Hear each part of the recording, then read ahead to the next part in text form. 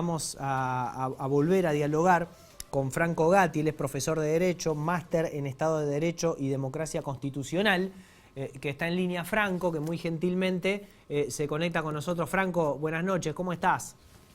Hola, buenas noches Nacho, buenas noches a toda la audiencia, gracias por la invitación. No, por favor, vos sabés que tuvo mucha repercusión la charla que tuvimos ya hace algunas semanas acá en el Living, porque para muchos es hablar en chino, prácticamente hablar de la reforma de la Constitución, votar a constituyentes, y está bueno volver a instalar un poco este tema y a contar el paso a paso. La primera pregunta es muy puntual. ¿Qué necesita o qué se necesita tanto en el Poder Legislativo como en el Ejecutivo para que se debata la reforma de la Constitución? Bueno, lo que plantea nuestra Constitución provincial es que lo que se requiere para iniciar el proceso de reforma constitucional es la declaración de la necesidad de la reforma, está estipulado en el artículo 114 de la Constitución provincial. Para eso es necesario que la legislatura, a través del voto de las 2/3 partes de los miembros de cada una de las cámaras, es decir, de diputados y de senadores, declare la necesidad de la reforma. Y en esa declaración de la necesidad de la reforma determine los artículos o las materias que serán susceptibles de reforma, es decir, que estarán dentro del marco de lo reformable, por decirlo de algún modo. La reforma puede ser parcial o total. Si se habilita una reforma total, se podría modificar cualquier aspecto de la Constitución, y si es parcial, tendrían que delimitarse qué artículos o qué temas dentro de esos artículos. Eso lo puede promover la legislatura a través de cualquiera de los diputados o senadores, o lo puede promover el Ejecutivo. Es decir, lo importante es que se obtenga la declaración de la necesidad de la reforma por esas mayorías de la legislatura provincial. En ese sentido, vos planteás dos alternativas: reforma parcial o reforma total. En el caso de que sea total, ¿se pone arriba de la mesa la Constitución entera y se reforma absolutamente todo? ¿O después puede ser parcial la reforma? A lo que voy, habilitar que sea total no quiere decir que se modifique toda, solamente que te dan la facultad para cambiarla absolutamente. Exacto, es decir, el rol de la legislatura, que es el poder preconstituyente, es establecer los límites de actuación de la convención reformadora, así lo llama nuestra constitución provincial, que es la que va a efectivamente, ¿no?, concretar el proceso de reforma o cerrar ese proceso de reforma.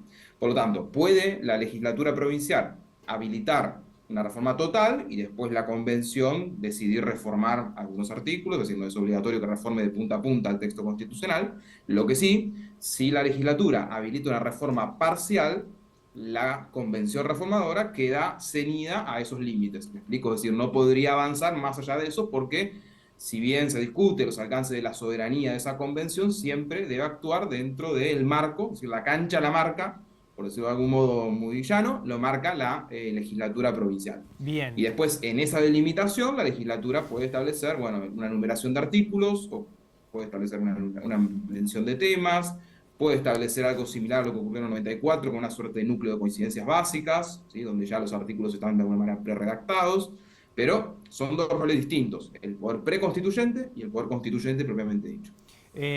Franco, te consulto esto.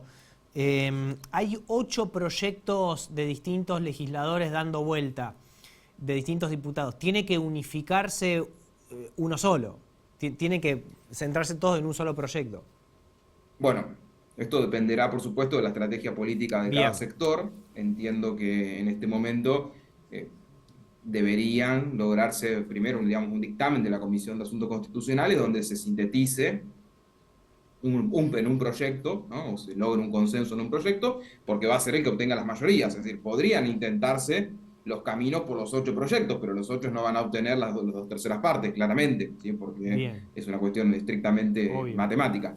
Entonces, para lograr las 2/3 partes, ese es el sentido de las 2/3 partes, que se logren acuerdos, y Claro. por eso el constituyente requiere 2/3 partes, para que una fuerza política no pueda imponer su voluntad. Entonces, como se van a requerir esos acuerdos, evidentemente los proyectos que están en danza van a tener que entrar en diálogo Claro. entre sí para Bien. lograr un dictamen o para lograr un proyecto que trate de sintetizar o de contemplar las posiciones de las distintas fuerzas políticas, ¿no? ¿Quiénes conformarían la convención reformadora? Bueno, en ese sentido, los requisitos para ser convencional reformador son los mismos que para ser diputado, por lo tanto, no hay, digamos, un límite en ese sentido, más allá de los requisitos constitucionales. es decir, de las cualidades constitucionales para ser diputado, podrían ser los mismos legisladores que son actualmente diputados o senadores, podrían ser funcionarios del Poder Ejecutivo, podrían ser, no sé, académicos, podrían ser ciudadanos de a pie. No hay en ese sentido condiciones específicas más allá de los requisitos constitucionales, ¿no?, para ser diputado. La vez pasada lo conversamos, Nacho, Sí. para la Convención del 94 hubo posiciones variadas. Algunas fuerzas políticas mezclaban candidatos estrictamente partidarios o candidatos estrictamente de la actividad política con alguna personalidad académica o algún jurista, otros no. Es decir, eso queda a Bien. merced de la voluntad de cada una de las fuerzas. Muchos dicen, el año que viene los santafesinos vamos a tener que votar a los constituyentes. ¿Estos serían los reformadores, los constituyentes? Exacto, ¿Cómo es? los convencionales reformadores. Cada partido va a poner sus reformadores.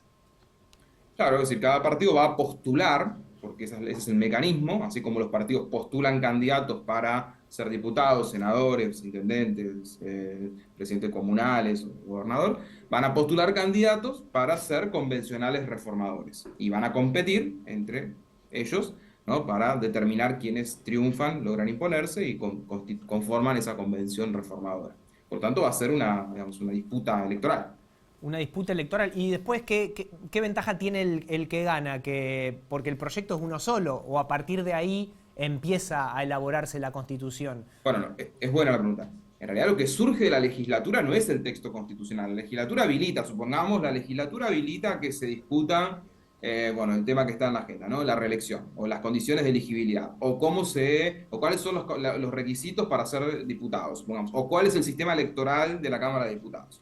Lo habilita. Ahora, el contenido de esa cláusula lo tiene que discutir la convención. Entonces, quienes triunfen en la contienda electoral van a ser quienes decidan, ¿sí?, supongamos, para elegir diputados provinciales vamos a seguir con el mecanismo que tenemos ahora, que es un mecanismo mixto combinado, o si vamos a pasar a un sistema proporcional totalmente, si va a Bien. haber reelección no, con qué límites, etcétera. Es decir, la legislatura habilita algunos temas o establece algunos límites y después la convención define el contenido o decide aprobar o no aprobar eso, ¿sí? Es decir, tiene un rol central la convención. Bien, bien, bien. Perfecto, Franco. Excelente.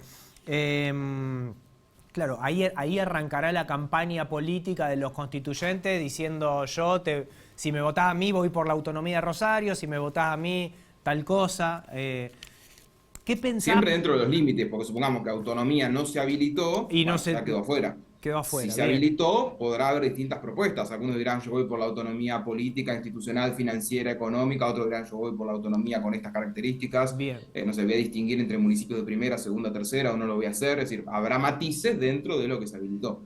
Franco, la última. ¿En qué cosas puntuales una reforma de la Constitución puede cambiarle la vida a las personas que nos están mirando? ¿Qué ejemplos vos podés detectar de algo que puede impactar en nuestro día a día?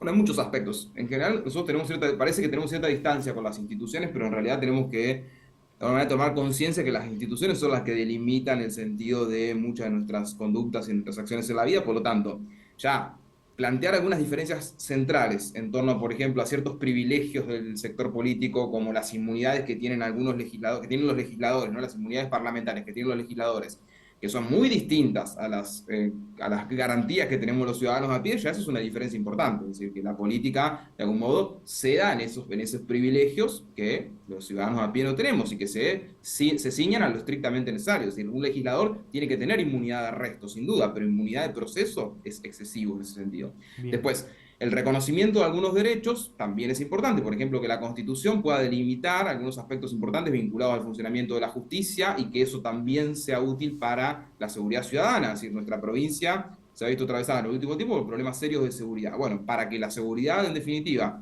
se construya en una clave de seguridad ciudadana, con cierta perspectiva y demás, también es necesario que las instituciones funcionen bien. Es decir, que el Poder Judicial sea un poder judicial eficiente, moderno, un poder judicial a la altura de los tiempos, que los jueces se elijan de acuerdo a mecanismos transparentes. Bueno, eso está en la Constitución.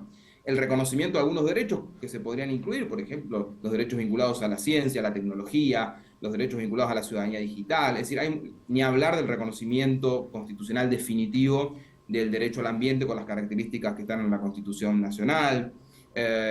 Hay un abanico de cuestiones que son muy importantes y que tienen que ver con eso, es decir, por un lado, la cuestión estrictamente institucional, ¿no?, tratar de adecuar las instituciones al tiempo que corren, hacerlas más modernas, más transparentes, más eficientes, pero también un aspecto vinculado a los derechos, y los derechos, aunque parezcan algo muy lejano, nos cambian la vida todos los días, es decir, tienen que ver con lo que ejercemos permanentemente para poder vivir en sociedad y para poder tener condiciones de vida más dignas. Aunque esos derechos ya estén en la Constitución Nacional, estén en los tratados, bueno, la Constitución Provincial podría también tomar el desafío de ir más allá, de ser más amplia, de ser más tuitiva, de reconocer cosas que todavía no están reconocidas y de lograr una Constitución, en definitiva, que sea para lo que viene, una Constitución para el futuro, ¿no? Para poder continuar avanzando en una senda de progreso, de producción, de seguridad, de reconocimiento de derechos, de igualdad, etcétera. Bueno, para eso sirve la Constitución. No es solamente una cuestión de la política, es una cuestión de todos y de Muy, todas. muy claro, Franco. Como siempre, te agradezco mucho este contacto con el Día en 30 y vamos a seguir charlando, ¿te parece?